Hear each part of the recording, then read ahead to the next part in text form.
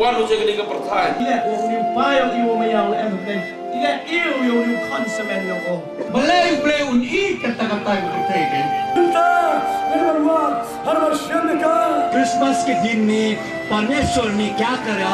अपने एक माता पुत्र इस मसीह पे रख दिया। Ngikong kilong kimi kilong kepagi ni gisni. Bat ngila kenjo hagas nem kebakatsan.